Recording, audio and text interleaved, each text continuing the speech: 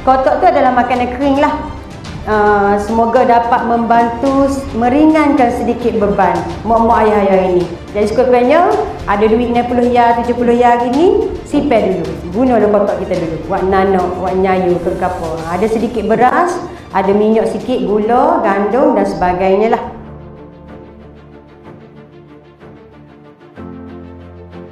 Nama saya Wan Junadi Azhar Wan Yusof, JPKK untuk Kampung Pinang lah, Ketua Kampung untuk Kampung Pinang.